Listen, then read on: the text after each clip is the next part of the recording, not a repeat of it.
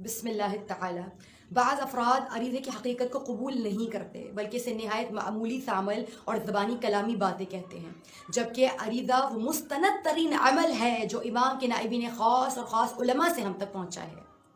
اب سوال یہ پیدا ہوتا ہے کہ عریضہ کس انداز میں لکھا جائے جو نہ صرف امام وقت تک پہنچے بلکہ اس کا جواب براہ راست ہمیں امام سے حاصل ہو سکے۔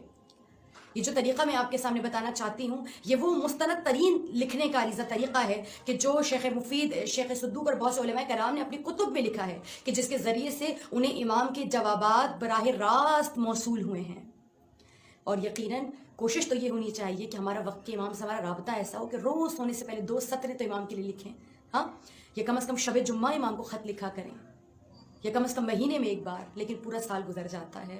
بہرحال 15 شعبان کی رات فجر کی ساعتوں سے قریب عریضہ لکھنے کا وہ طریقہ کہ جس کے ذریعے سے امام سے نہ صرف قریب ہو جا سکتا ہے بلکہ اپنی دعاؤں کو، بے انتہا دعاؤں کو، بلکہ جب بھی آپ کو کوئی تکلیف ہو، کوئی پریشانی، اپنے وقت کے امام کو لیٹر لکھیے۔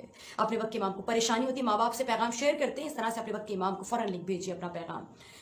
طریقہ یہ ہے کہ سب سے پہلے آپ وضو کر لیجئے اور پھر زیارت سے عاشورہ ضرور پڑھیں۔ عریضہ لکھنے سے پہلے کوشش یہ کیجئے کہ زیارت سے عاشورہ ضرور پڑھیں۔ زیارت عاشورہ پڑھ کر جناب نرجس خاتون کو ہدیہ کریں اور ان سے توسل کریں کہ اے بی بی آپ وسیلہ بن جائیے، آپ کے بیٹے کا ہم سے رابطہ ہو جائے آج۔ اور پھر ایک کاغذ لیجئے، ایک قلم لیجئے اور اسے جائے نماز کے برابر میں رکھ دیجئے، اور جائے نماز کے برابر میں رکھ کر 2 رکعت نماز استغاثہ بحضور امام زمان عجل اللہ تعالیٰ فرجہ الشریف، اس پھر فوراً قلم کو اٹھائیں اور قلم کو اٹھا کے اب جب عریضہ لکھیں تو سب سے پہلے بسم اللہ الرحمن الرحیم لکھیں، اور بسم اللہ لکھنے کے بعد لکھیں السلام علیکہ یا پسر زہرا، اے فرزند زہرا۔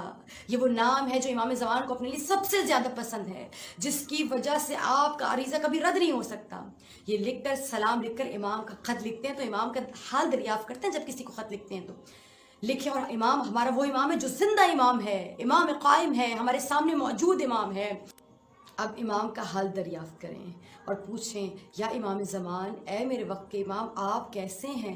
یقیناً بخیر و عافیت ہوں گے۔ اور پھر دعا لکھیں یا امام زمان، خداوند متعال آپ کو ہر دشمن کے شر سے محفوظ رکھے، ہر بری نگاہ سے محفوظ رکھے، اور آپ پر سلامتی ہو، آپ پر میری جانب سے درود ہو، آپ کو طول عمر عنایت ہو اے میرے امام۔